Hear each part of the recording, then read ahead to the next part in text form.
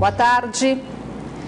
O Ministério Público Estadual deu início na manhã desta sexta-feira à segunda fase da Operação Timbó, deflagrada para combater um esquema fraudulento em licitações na Prefeitura de Santa Isabel do Rio Negro, que há 2 meses já resultou na prisão de 7 pessoas, entre elas o prefeito da cidade. Hoje, mais 2 empresários foram presos e outros 2 seguem foragidos. Também foram cumpridos 2 mandados de condução coercitiva e 8 de busca e apreensão.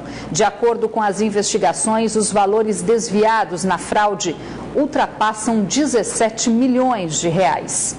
O alvo da segunda fase da operação do Ministério Público Estadual são empresas que, segundo as investigações, participaram de licitações fraudulentas entre os anos de 2013 até o início de 2016, no município de Santa Isabel do Rio Negro, a 630 quilômetros de Manaus. Na manhã desta sexta-feira, o primeiro empresário a ser preso foi localizado em um condomínio de alto padrão na zona oeste da cidade. Mas outro empresário foi preso ainda pela manhã de hoje. De acordo com o levantamento do MPE, os crimes movimentaram mais de 17 milhões de reais. Nesta nova fase da operação, 4 empresas são investigadas e, ao todo, 6 pessoas estão envolvidas. O Ministério Público teve muito cuidado nesse aspecto de procurar também aquelas pessoas, aqueles empresários, por assim dizer, que se beneficiam, se locupletam dessas situações envolvendo, no caso específico, comarcas tão pobres, né? E ainda por cima cometem esse tipo de delito. Empresários que faziam propostas de suborno, propostas de adulteração e fraude dos processos licitatórios, bem como recebiam comissões por conta dessas fraudes que eram realizadas nesses processos licitatórios. Como desdobramento da Operação Timbó, foram verificadas inúmeras transferências e saques de dinheiro em altas quantias para pessoas físicas e jurídicas.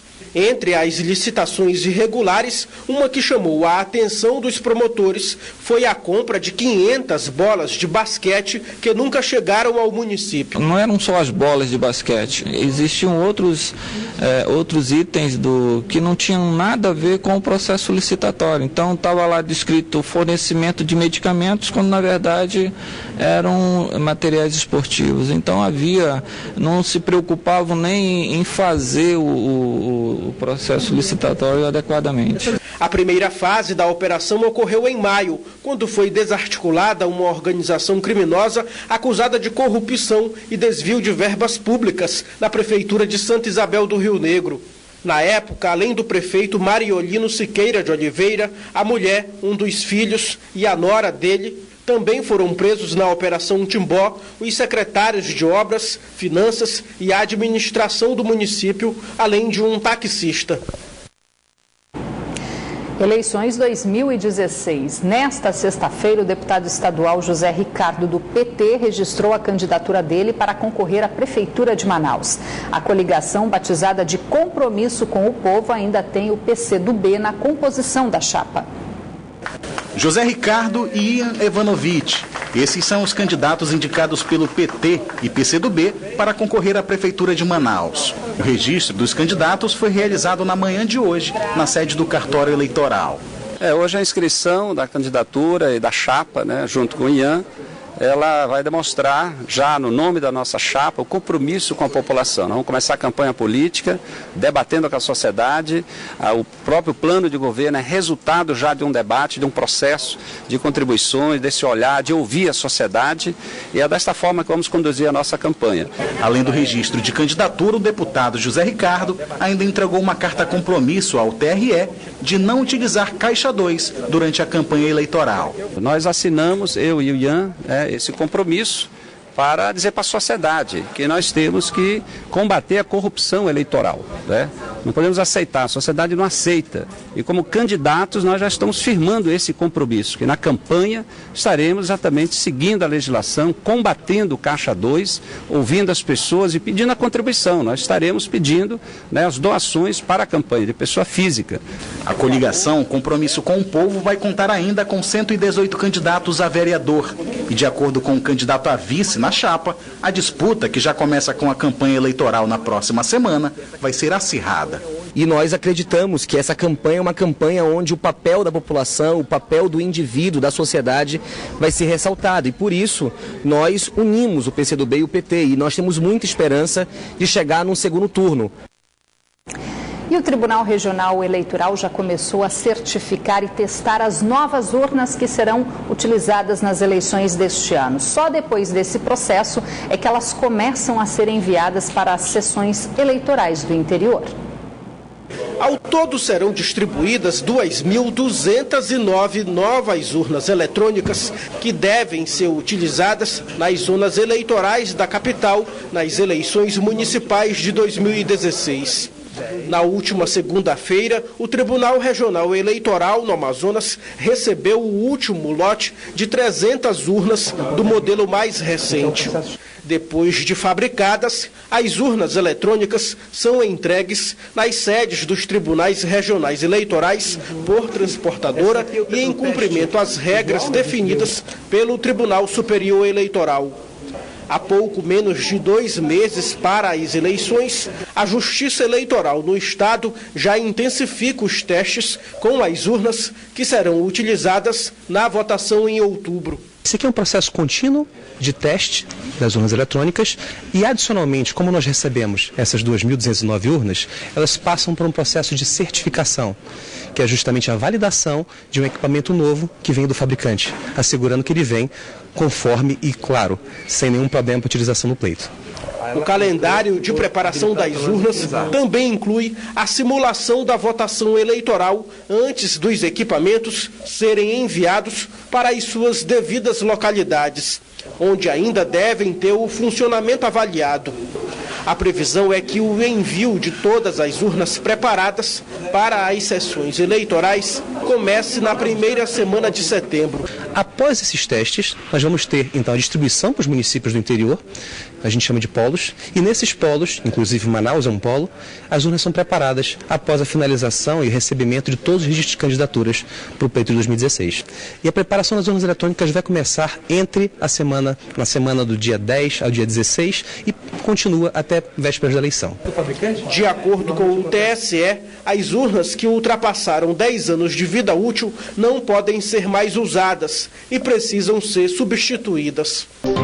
O Ministério da Educação destinou cerca de 18 milhões de reais para a construção de escolas no estado, a conclusão do Hospital Universitário Getúlio Vargas na capital e a expansão do projeto Amazônia Conectada do Exército Brasileiro, que pretende levar internet de alta velocidade para o interior do Amazonas. Os recursos foram anunciados pelo ministro da Educação durante uma reunião na manhã de hoje com o governador José Mello. Do pacote de recursos anunciados pelo ministro da Educação Mendonça Filho, 10 milhões e meio de reais foram destinados ao Comando Militar da Amazônia para a continuação do projeto Amazônia Conectada, que vai levar internet de alta capacidade a 834 mil alunos em escolas públicas de 30 municípios do Amazonas. O trecho seguinte, que significa a conexão entre Manaus e Quari, formando o nosso projeto piloto, que é levar a conexão de Manaus até o município de Tefé. Esse projeto tem um custo estimado, essa parte, Quari-Manaus, de 18 milhões, e o projeto estava, de certa forma, interrompido em função da parte orçamentária. O projeto total prevê o lançamento de 7.000 quilômetros e 800 metros de cabos de fibra ótica pelos rios que cortam o Amazonas e vai beneficiar 52 municípios do estado. A primeira etapa do projeto Amazônia Conectada iniciou em julho do ano passado. Cabos óticos interligam o trecho de Quari a Tefé, no Médio Solimões, o que custou 15 milhões de reais ao Ministério da Defesa. A meta é levar os cabos até Tabatinga, o que deve acontecer até o final do ano que vem. A alegria de poder partilhar ao lado do Exército Brasileiro desse projeto grandioso Amazônia Conectada, e tem também um significado muito especial para a área da educação, já que vai facilitar a educação à distância para municípios distantes aqui da capital do estado e tendo também facilidade de acesso à internet e comunicação de uma forma mais geral. Mendonça Filho também destinou 6 milhões de reais para a conclusão do Hospital Universitário Getúlio Vargas e mais 2 milhões de reais foram destinados a uma escola estadual do conjunto Viver Melhor. Essa escola, Evandro Carreira, ela já foi inaugurada e foi feito a ela, que ela está lá no Viver Melhor, foi feito nela algumas adaptações que implicaram no aumento de custo. Como ela já está em funcionamento, o senhor ministro recebeu,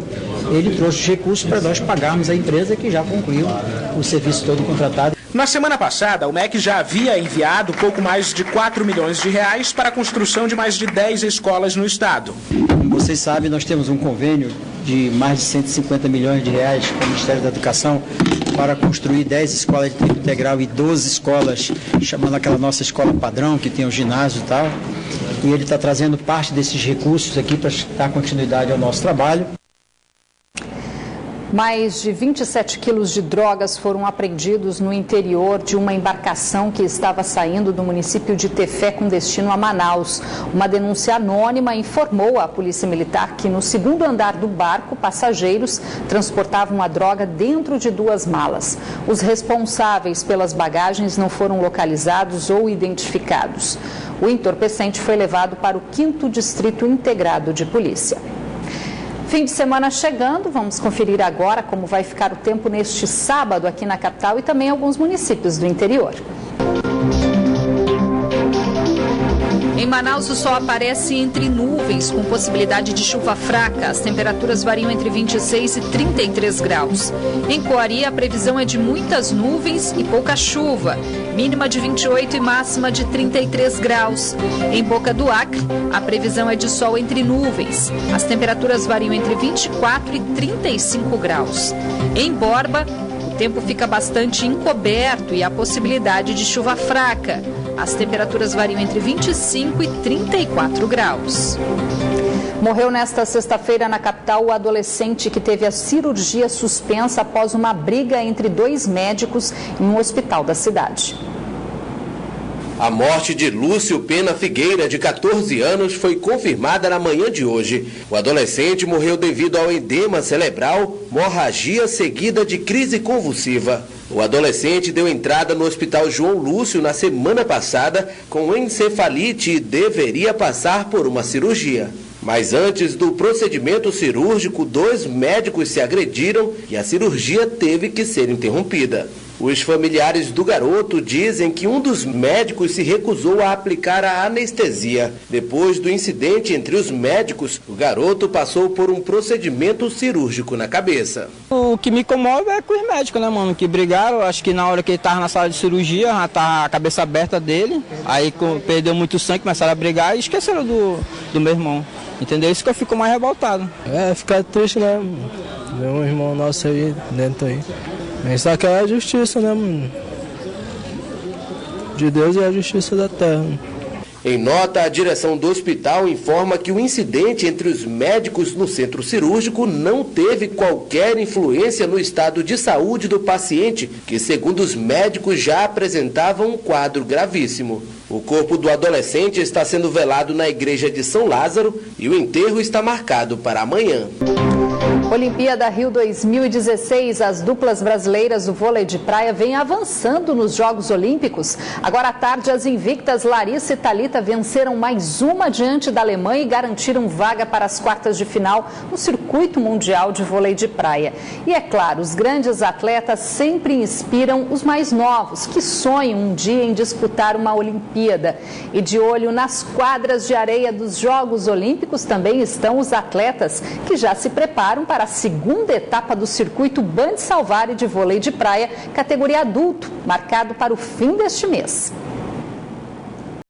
A Olimpíada em Manaus já passou, mas o espírito olímpico permanece com a continuidade das disputas na Rio 2016. Independente da modalidade, competições como esta inspiram os atletas Brasil afora. Na capital amazonense, o clima olímpico vem contagiando os atletas do vôlei de praia, que estão de olho no desempenho das duplas que representam o Brasil. Durante os treinos diários, o comentário não poderia ser outro. Os lances nos duelos olímpicos das 4 duplas brasileiras na categorias masculino e feminino. A Olimpíada vem para isso, né? Para agaranhar mais atletas, as crianças que assistem a Olimpíada, vê os atletas, criam ídolos e aí começa a praticar as modalidades. Daí em diante, começa a seguir carreira. Nós temos vários exemplos disso, entendeu?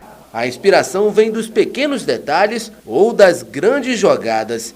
E depois tudo pode ser colocado em prática dentro de quadra. Gente, é emocionante aquilo lá, né? Para nós que somos aqui amadores aqui, mas isso daí nos incentiva bastante, né?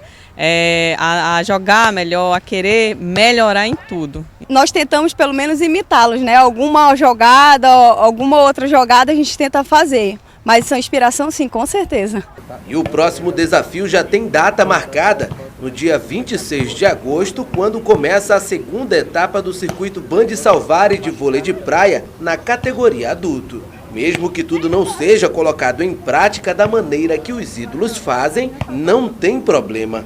O importante é competir e fazer dos grandes atletas uma fonte inspiradora.